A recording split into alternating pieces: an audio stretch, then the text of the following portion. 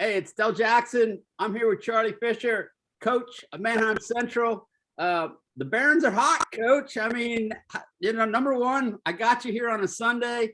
Eagles, no. Cowboys, maybe. You and I are talking hoops. We're talking football. How are things going? I mean, obviously well for the Barons. Go ahead. I'll let you go. All right. The season, it's going well. Winning 10 in a row it's been nice. The guys, they've really bought in. Our momentum is definitely flowing. The last two games were awesome. Octorara, that went to overtime. We both had a chance to win it at the end of regulation, and then the Elko game, that was back and forth the whole game, and it got really close right at the end, and we were able to pull it out. But it's been nice. After the LS game, we sort of just got together. We had practice, talked about a couple things, and we just knew we had to get going. And we went up to Northern Lebanon, and and we got our first win there. And then we've been pretty busy with a lot of different things. Like our game, we had a couple different stretches where we had like three games, 4 days, and I know a lot of teams around the league are having that. And it's been nice the last week because we only had two games last week, and then we played Friday, and now we play again Tuesday against Donegal. So it's been a nice just like a nice week to sort of get our bodies right and get everything under control again. Nice. Hey, we had you on a live stream against LS as your first. I think it was the first LL cut game. out on you. No, I can hear you. I'm good if you're still with me. If you can hear me, we saw you at LS. What? I mean, you were talking to your kids. Okay. What type of things, like in your head, in a coach's head, like you're coaching this team that thinks it's ready to play LS, and LS is a top dog, and we all knew that going in. But what is your thought process? Your thought process, not the team's, but from that point to kind of where you're at now, your development. How did you think about, like, this is what we need to do? It's just the one thing that I really got from the LS game. Now Warwick, they kicked our butts. They were awesome that day. But the LS game, the one thing I got, LS they're unbelievable. In my opinion, they're the best team in District 3, 5A. But with them, we sort of realize how important each possession is. And that's sort of the thing. From the coach's perspective, you always say 32 minutes. But I think the one thing that our guys realized is, like, a possession in the first quarter is just as important as a possession in the last quarter, and things snowball. And that LS game, the first time we played them, we cut it to 1. And then before you know it, they're up 11. Mm-hmm. And it's just a couple things. It's stop and runs. It's getting good possessions. And that's sort of some of the stuff that we've been talking about. And our biggest thing is we want good shot selection. We don't need to have great long possessions. If we can get a good bucket in transition, that's what we'll take. But our biggest thing is on the defensive end. We need to have that urgency to get stops, and we got to do that the whole time. And like I said, with plays and as we're gaining experience, I mean, we had three guys from last year that played consistent minutes, 2 starters, and then Thompson came off the bench for us last year.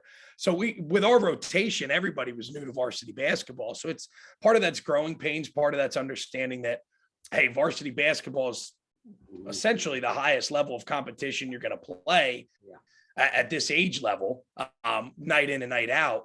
And it, in terms of like those plays and what we look at, every time you play a game, you get a new example. So like on Friday night, I think Reese Shuey, we're playing Elko, and we go into we go into a press at the end of the game, and it looks like the ball's going out of bounds, and this dude hammer punches the ball to save it. Wow. it flies down the other end of the court. A Tebow catches it. He lays it in. And from there, it looked like we were going to turn them over up 10. Instead, they are up 9. Instead, they get that bucket at 7. And now you got a whole new ball game. And that's sort of the big thing that we've been sort of figuring out along the way, especially with some younger guys, is that we need to make sure we're taking care of every possession. Okay. So you have a top scorer in trade group. So yes. What adjustments are you making with the other players to incorporate them in the offense and to show some growth as a team? The biggest thing is we run a lot of different stuff. The biggest thing is that makes my life easier is Judd Novak is a floor general. He's an excellent point guard. He's very composed. And after those first 2 games, he's really stepped up in being the guy on the floor. And it makes my life a whole heck of a lot easier.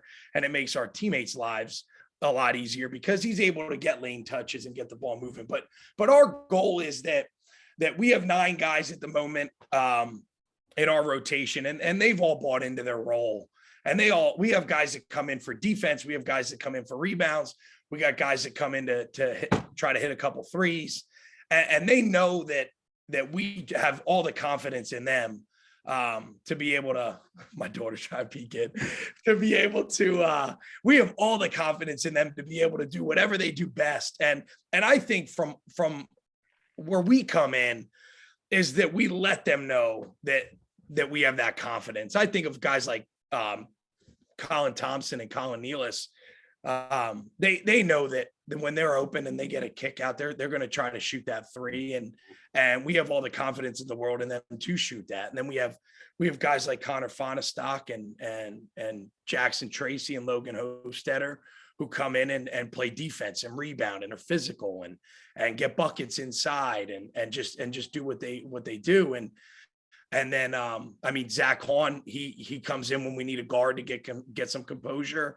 And that's the thing that we really try to focus on, in addition to Trey, and the guy I didn't mention yet is Zach Benner. And he's essentially the guy that we're looking to take some pressure off of Judd and handle the rock a little bit. And again, get some lane touches and get that ball moving. But like I said, we try to mix in different stuff, different sets, different offenses, and just let everybody know that we have all the confidence in the world. And we emphasize a team oriented game, get everybody a touch and get the best shot possible. I know coach speak here. So we're looking at one game at a time, but give me what you got this week. Your schedule for this week, not looking too far ahead. So we play Donegal on Tuesday. I saw Donegal last night at Eastern York. They are so tough, so scrappy. We go there. Then we have Lancaster Catholic at home. Lancaster Catholic, again, good guards, tough. I know they're down from what they normally are, but you watch that whole Section 4 Slayton, and we said it after we played Redland last week.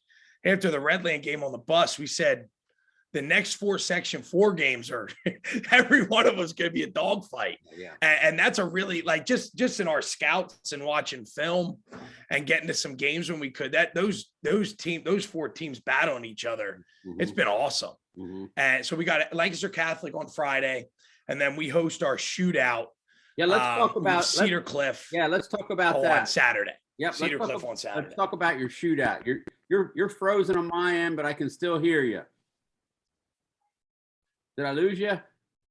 Oh, there you go. All right, are you back? Can you hear me? Okay. Okay, we're back again. Okay, hey, let's talk about. Let's talk about the Mid-Penn LL shootout. Let's talk about that. What? All right, let me pull the schedule up so I get this right. All right, we got it on our website too. So unless anything's changed, which I know it can change on a dime. You know what I mean? Yeah. So this is Sherwood started it however many years ago, but he did York.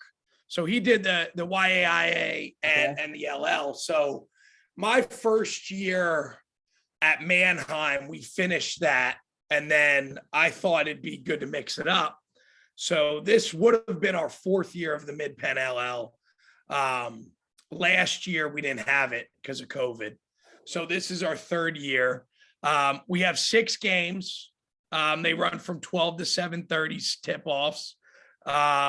We got some good games this year. Yes, you do. So we got Penn Manor. They play Middletown. Middletown won the district title 4A last year. That starts us 1:30. We got Cedar Crest versus Bishop Mcdevitt. And Cedar Crest is playing awesome. Bishop Mcdevitt's always good. 3 o'clock, we got Ephrata versus Northern York, which should be a good game. They played earlier in the year and it went down to the wire. Ephrata won that one. And then we have Warwick versus an up-and-coming Lower Dauphin team. Yeah. Who just had a big win the other night. Hempfield plays at 6 versus Central Dauphin. That's 2 powerhouses. And then we wrap it up with Cedar Cliff. We play Cedar Cliff at 7:30. So, I mean, in those 6 games, there's some Division I talent there. There's some Division II and III talent there. Like we're very proud of the slate that we put together. Nice. Let me ask you. Let's close with this. You guys are building a new gym or working on a new gym. You're playing your games at Doe Run Elementary. How's that go for practice, and how's it go for fans? And I know we got some limitations on the schedule this weekend as far as fans coming in. Go ahead, talk to that. So I don't quote me on this. It holds somewhere around 500. It's a really nice gym. It's brand new. It's in terms of practice space, it's bigger than what we had at the high school. Okay.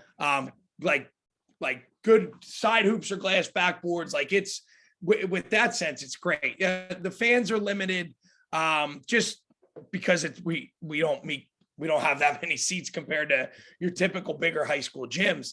But the gym itself's great. The one thing that we miss when we played at our high school was that the fans basically sat right on top of the court. Right. So it was one of those where, like, if we had momentum or the gym was rocking, like you literally felt like you had to like duck and weave from away from the fans to get to the hoop.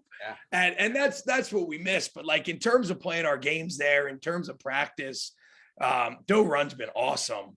But yeah, it's just one of those, like, we're hopeful that the first couple games, we won't have to turn anybody away. I guess it just depends. Some games, some nights, Saturday nights are bumping in high school basketball, and then some nights not so much. So I guess it just depends, but it's going to be one of those that we'll let 5 or whatever it is in. And then if we got to close off, what we're encouraging the fans to do is come for your game and then leave. And then hit the road so we can get the next flow of games coming in. When are you going to get back in a new gym? That Dell is a to be determined. Okay. I'm not sure. A year, maybe 2. It won't be more than 2 years. Yeah, I hope not. Yes. Yeah. So, but we'll see. We'll see. I don't know. Whatever. They're doing a whole thing to the high school, but the district's been good to us, and the Doe Run Elementary staff's been great with us coming in. So it's been a good transition for us. Very cool. Hey, Coach, thank you so much. I appreciate you coming on a football Sunday. And, it's like, maybe we can go Sixers and not Eagles. And I was just outside in the snow. I came in, I was cold. we love talking hoops with you. I'm hoping to see you this weekend. We're going to try to get up there Saturday. Okay. All right, Del. As always, thanks for all you do. All right. Thank you, brother. Bye-bye. Yeah. Hey, see ya.